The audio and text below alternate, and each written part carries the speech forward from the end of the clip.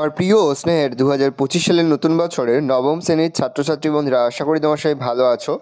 আজ আমরা যে বিষয়টি নিয়ে আলোচনা করব, নবম শ্রেণীর সেকেন্ড সেমিস্টার অর্থাৎ দ্বিতীয় পর্যায়ক্রমিক মূল্যায়নের ইতিহাসের কোশ্চেন পেপার নিয়ে। দেখো সরাসরি স্ক্রিনে দেওয়া নবম শ্রেণীর সেকেন্ড সেমিস্টার অর্থাৎ দ্বিতীয় পর্যায়ক্রমিক মূল্যায়নের ইতিহাসের কোশ্চেন পেপারটা দেখতে পাচ্ছ। ফুল মার্কস তোমাদের রয়েছে 40, আর সময় তোমাদের রয়েছে 1 ঘন্টা 30 মিনিট। প্রথমে তোমাদের রয়েছে বিভাগ ক, একে থেকে রয়েছে সঠিক উত্তর নির্বাচন করো যে কোনো 10টি প্রতিটি প্রশ্নের মান 1 করে 1 × 10 = 10। প্রথম, অস্ট্রিয়ার রাজধানীর উত্তর হবে ভিয়েনা। ভিয়েনা সম্মেলনে প্রাশিয়ার প্রধানমন্ত্রী ছিলেন, উত্তর হবে তৃতীয় ফ্রেডেরিক উইলিয়াম। কার্লসবার্গ ডিগ্রি জারি করেন, উত্তর হবে মেটারনিখ। রক্ত ও লোহনীতি ছিল, উত্তর হবে বিসমার্কের। নৈরাজ্যবাদের জনক বলা হয়, উত্তর হবে জোসেফ প্রুধোকে। ভিয়েনা সম্মেলন যে দেশটি যোগদান করেনি তা হলো, উত্তর হবে তুরস্ক। স্পিনিং যিনি আবিষ্কার করেন, উত্তর হবে হারগ্রিভস। সমাজতন্ত্রের আদি গুরু বলা হয়, উত্তর হবে সেন্ট সাইমনকে। শিল্প বিপ্লব সর্বপ্রথম শুরু হয়, উত্তর হবে ইংল্যান্ডে। প্রথম বিশ্বযুদ্ধের সূচনা হয়েছিল, উত্তর হবে 1914 খ্রিস্টাব্দে। এপ্রিল থিসিস ঘোষণা করেন, উত্তর হবে লেনিন। মুক্তিদাতা যার বলা হয়, উত্তর হবে দ্বিতীয় আলেকজান্ডারকে। উড়ন্ত মাকু আবিষ্কার করেন, উত্তর হবে জনকে। ডুমা বলতে বোঝায়, উত্তর হবে রুশ জাতীয় সভাকে। পরে রয়েছে বিভাগ খ, 2 থেকে রয়েছে প্রশ্নগুলোর উত্তর দাও। প্রতিটি বিভাগ থেকে অন্তত একটি করে মোট 6টি প্রশ্নের উত্তর দিতে প্রশ্নের মান 1 করে 1 × 6 = 6। 2 এ একটি বাক্যে উত্তর দাও যে কোনো দুটি। 14 দফা নীতিকে ঘোষণা করা, উত্তর হবে উড্রো উইলসন। বাষ্পচালিত ইঞ্জিনকে আবিষ্কার, উত্তর হবে জেমস ওয়াট। ত্রিশক্তি আতাত কাদের মধ্যে গঠিত হয়? ইংল্যান্ড, ফ্রান্স ও রাশিয়ার মধ্যে। ভিয়েনা সম্মেলন কবে অনুষ্ঠিত হয়? 1815 খ্রিস্টাব্দে। বিয়ে থেকে রয়েছে সত্য অথবা মিথ্যা নির্ণয় করো যে কোনো দুটি প্রশ্নের মান রয়েছে 1 করে 1 × 2 = 2। 1830 খ্রিস্টাব্দে জুলাই বিপ্লব হয়েছিল, উত্তর হবে ভুল, তাহলে মিথ্যা লিখব। কূটনীতির জাদুকর নামে পরিচিত ছিলেন মেটারনিখ, উত্তরে ভুল, তাহলে মিথ্যা লিখব। ম্যাসিনি ছিলেন নিয়মতান্ত্রিক রাজতন্ত্রের সমর্থক, উত্তরে ভুল, তাহলে মিথ্যা লিখব। সিএ থেকে রয়েছে নিম্নলিখিত বিবৃতিগুলির সঠিক ব্যাখ্যা নির্বাচন করো। প্রথম বিবৃতি, 1815 খ্রিস্টাব্দে ভিয়েনা সম্মেলন অনুষ্ঠিত হয়। কারণ 3টে ব্যাখ্যা আছে, সঠিক ব্যাখ্যা হবে 2 নম্বর ব্যাখ্যাটা। এই সম্মেলনের লক্ষ্য ছিল ইউরোপের পুনর্গঠন, শান্তি প্রতিষ্ঠা, নেপোলিয়নের ভীতি থেকে ইউরোপকে রক্ষা করা। পরের বিবৃতি, ক্রিমিয়ার যুদ্ধে রাশিয়ার পরাজয় ঘটে। সঠিক ব্যাখ্যা হবে 3 নম্বর ব্যাখ্যাটা, রাশিয়া প্রতিপক্ষকে দুর্বল ভেবেছিল। পরের বিবৃতি, মিটারনিখের ধারণায় ফরাসি বিপ্লবের ভাবধারা ইউরোপের স্বাস্থ্যহানি ঘটবে। ব্যাখ্যা হবে 3 নম্বর ব্যাখ্যাটা, বিপ্লব প্রসূত ভাবধারা মিটারনিখের পতন ডেকে আনবে। পরে রয়েছে বিভাগ গ, 3 থেকে রয়েছে 2 থেকে 3টি বাক্যে উত্তর দাও যে কোনো 4টি প্রশ্নের মান 2 করে 2 × 4 = 8। চার প্রধান কাকে বলে বা বিগ ফোর কি? ভিয়েনা সম্মেলনে উপস্থিত নেতৃত্ববৃন্দের মধ্যে উল্লেখযোগ্য ছিলেন অস্ট্রিয়ার প্রধানমন্ত্রী মেটারনিখ, রাশিয়ার জার প্রথম আলেকজান্ডার, ব্রিটিশ পররাষ্ট্রমন্ত্রী ক্যাসলরি ও প্রাশিয়ার প্রিন্স হার্ডেনবার্গ। এই 4টি দেশকে বিগ ফোর বা চার প্রধান বলা হয়। বিসমার্কের রক্ত লোহনীতি কি? প্রাশিয়ার প্রধানমন্ত্রী বিসমার্ক প্রাশিয়ার নেতৃত্বে জার্মানির বিভিন্ন রাজ্যগুলিকে ঐক্যবদ্ধ করার ক্ষেত্রে যে কঠোর যুদ্ধ বা সামরিক অভিযানের নীতি গ্রহণ করেন তা রক্ত ও লোহনীতি নামে পরিচিত। জোলভেরাইন কি? জার্মান রাজ্যগুলির অভ্যন্তরীণ শুল্ক বৈষম্য বাণিজ্যের বাধাগুলি দূর করার উদ্দেশ্যে জার্মান অর্থনীতিবিদ ম্যাজেনের উদ্যোগে এবং প্রাশিয়ার নেতৃত্বে বিভিন্ন জার্মান রাজ্যকে নিয়ে 1819 খ্রিস্টাব্দে একটি শুল্ক সংঘ প্রতিষ্ঠিত হয় যা জোলভেরাইন নামে পরিচিত। শিল্প বিপ্লব বলতে কী বোঝো? অষ্টাদশ শতকের দ্বিতীয়ার্ধে দৈহিক শ্রমের পরিবর্তে বৈজ্ঞানিক যন্ত্রপাতির সাহায্যে শিল্প সামগ্রী উৎপাদন ও এর ফলে শিল্প সামগ্রীর গুণগত ও পরিমাণগত ব্যাপক অগ্রগতি ঘটানো সাধারণভাবে শিল্প বিপ্লব নামে পরিচিত। প্রখ্যাত ফরাসি দার্শনিক অগাস্তে ব্লাঙ্কি 1837 খ্রিস্টাব্দে সর্বপ্রথম শিল্প বিপ্লব কথাটি ব্যবহার করেন। ফ্যাক্টরি প্রথা কি? শিল্প বিপ্লবের ফলে ইউরোপের বিভিন্ন দেশে বৃহৎ শিল্প কারখানা গড়ে ওঠে। এইসব কলকারখানার যান্ত্রিক প্রযুক্তি ব্যবহার করে শিল্পোৎপাদনের গুণগত ও পরিমাণগত ব্যাপক উন্নতি ঘটানো সম্ভব হয়। বৃহৎ কারখানা ভিত্তিক এই ব্যবস্থা ফ্যাক্টরি প্রথা নামে পরিচিত। শ্রেজা হত্যাকাণ্ড কি? অস্ট্রিয়ার যুবরাজ আর্কিডিউক ফ্রান্সিস ফার্দিনান্দ ও তার পত্নী সোফিয়া 1914 খ্রিস্টাব্দে 28 জুন বসনিয়ার রাজধানী সেরাজেভো শহরে স্লাভ সন্ত্রাসবাদী দল ব্ল্যাক হ্যান্ড বা ইউনিয়ন অফ ডেট এর সদস্যদের হাতে নিহত হন। এই ঘটনা সেরাজেভো হত্যাকাণ্ড নামে পরিচিত। উড্রো উইলসনের 14 দফার শর্তগুলির মধ্যে দুটি উল্লেখ করো। এক, বৈদিক ক্ষেত্রে গোপন কূটনীতি ত্যাগ করতে হবে। 2, যুদ্ধ বা শান্তির সময় দেশের উপকূলবর্তী অঞ্চল ব্যতীত সমুদ্র সবার জন্য উন্মুক্ত রাখতে হবে। 3, ত্রিশক্তি মৈত্রী কবে কাদের মধ্যে গড়ে ওঠে? জার্মানি, অস্ট্রিয়া হাঙ্গেরিয়া ও ইতালি, এই তিনটি দেশ মিলে 1882 খ্রিস্টাব্দে 20 মে ত্রিশক্তি মৈত্রী গঠন করে। পরে রয়েছে বিভাগ ঘ। 4 থেকে রয়েছে নিম্নলিখিত প্রশ্নগুলির 7 থেকে 8টি বাক্য উত্তর যে কোনো দুটি প্রশ্নের মান 4 করে 4 গুণ 2 = 8। প্রথম, টিকা লেখো মেটার্নিক ব্যবস্থা।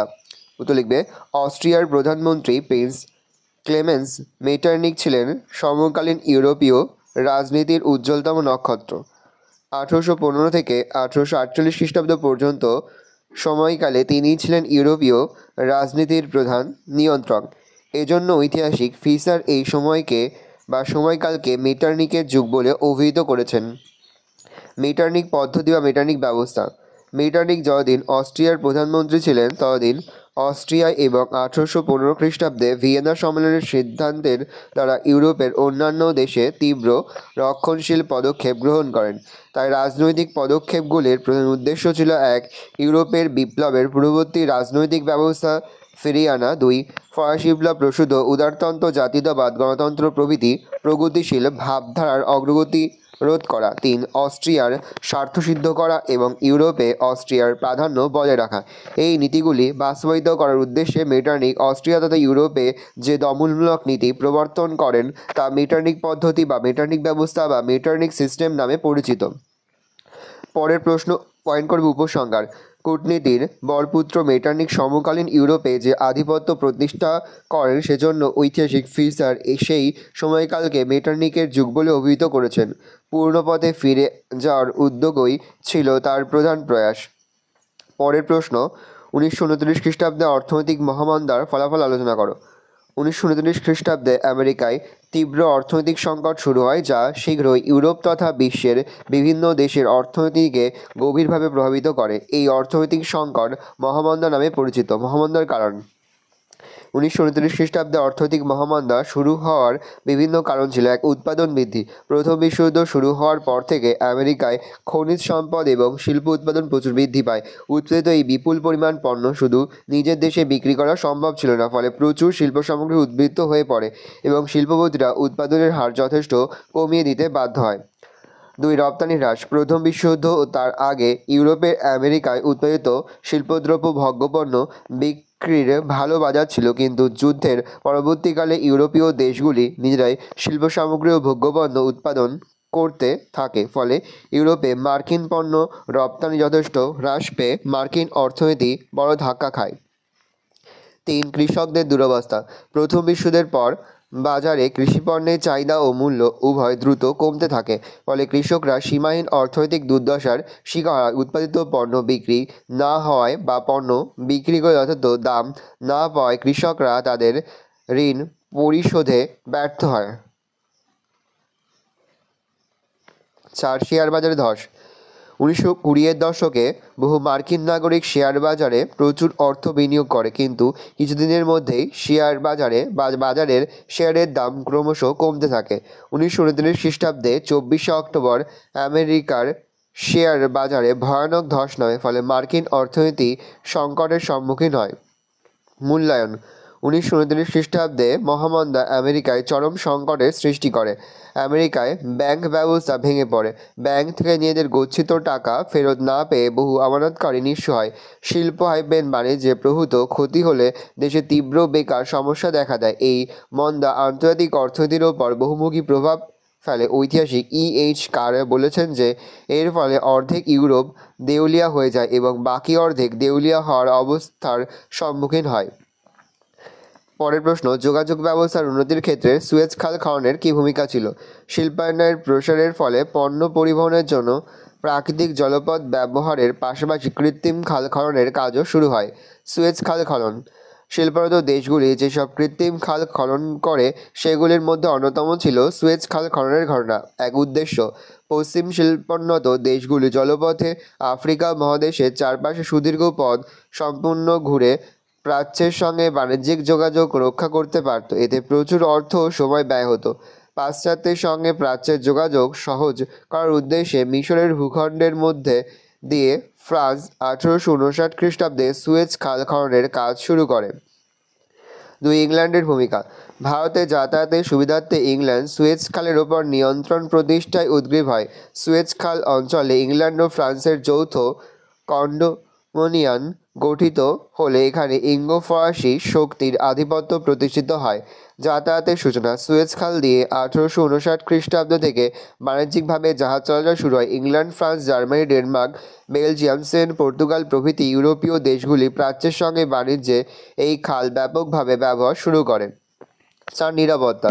সুয়েজ খালের নিরাপত্তার প্রয়োজনে ব্রিটিশ সরকার 1956 খ্রিস্টাব্দ পর্যন্ত এই অঞ্চলে ব্রিটিশ সেনা মোতায়েনের অধিকার পায়। ফলে সুয়েজ খাল ও তার নিকটবর্তী অঞ্চলে মিশরের নিজস্ব কর্তৃত্ব এক প্রকার লুপ্ত হয়। উপসংহার। সুয়েজ খাল খননের ফলে জলপথে প্রাচ্য ও পাশ্চাত্যের যোগাযোগ আরও সহজ হয়। ফলে ব্যবসা বাণিজ্যের এবং উপনিবেশগুলির ওপর ইউরোপীয় সাম্রাজ্যবাদী শক্তিগুলির নিয়ন্ত্রণের সুবিধা হয়। পরের প্রশ্ন, ফ্রান্সে ফেব্রুয়ারি বিপ্লবের কারণগুলো আলোচনা করো। দশম চার্লসের রাজত্বকালে 1830 খ্রিস্টাব্দে মাত্র 3 দিনের রক্তপাতহীন জুলাই বিপ্লবের মাধ্যমে ফ্রান্সের অলিয়েন্স বংশের সূচনা হয় এবং এই বংশের রাজা লুই ফিলিপ ফ্রান্সের সিংহাসন লাভ করেন। তার প্রতিষ্ঠিত রাজতন্ত্র জুলাই রাজতন্ত্র নামে পরিচিত।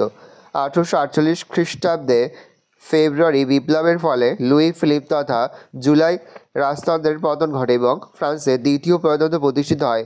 ফেব্রুয়ারি বিপ্লবের কারণ। বিভিন্ন ঐতিহাসিক এই বিপ্লবের জন্য বিভিন্ন কারণকে দায়ী করেন, যেমন 1. বুর্জোয়াদের আধিপত্য। লুই ফিলিপ এই বুর্জোয়া পার্লামেন্টের দ্বারা রাজপদে নির্বাচিত হওয়ায় তার আমলে দেশে বুর্জোয়াদেরই স্বার্থ রক্ষার ব্যবস্থা হয়, ফলে দরিদ্র কৃষক ও শ্রমিকরা ক্ষুব্ধ হয়ে ওঠে। 2. জনসমর্থনের অভাব। বিভিন্ন কারণে লুই ফিলিপের জনসমর্থনের অভাব ছিল, যেমন নেপোলিয়নের অনুগামীরা তার ভ্রাতুষ্পুত্র লুই বোনাপার্টকে সিংহাসনে বসাতে চেয়েছিল। 2. ন্যায্য অধিকার নীতির সমর্থকরা দশম চার্লসের উত্তরাধিকার ডিউক অফ বেরিকে সিংহাসনের বৈধ দাবিদার বলে মনে করতেন। 3. ক্যাথলিকরা লুই ফিলিপের ধর্মনিরপেক্ষ নীতি এবং প্রজাতন্ত্রের রাজতন্ত্রের তীব্র বিরোধী ছিল। 3. শ্রমিকদের ক্ষোভ। ফ্রান্সের শ্রমিকদের অধিক সময় খাটানো, কম মজুরি প্রদান, অস্বাস্থ্যকর পরিবেশে বসবাস প্রভৃতির ফলে তাদের জীবন দুর্বিষহ হয়ে ওঠে। সরকার শ্রমিক কল্যাণে কোনো পদক্ষেপ গ্রহণ না করায় তারা ক্ষুব্ধ ছিল। লু ব্লা সাসিমো প্রমুখ সমাজতান্ত্রিক নেতা শ্রমিকদের সংঘবদ্ধ করতে এগিয়ে আসেন। তার আর্থিক দুরবস্থা।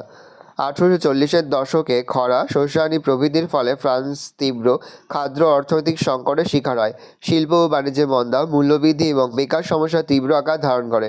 সরকার এই সংকটের সমাধানে ব্যর্থ হলে দেশের বিভিন্ন স্থানে বিদ্রোহ শুরু হয়ে যায়। 5. ভোটাধিকারের দাবি।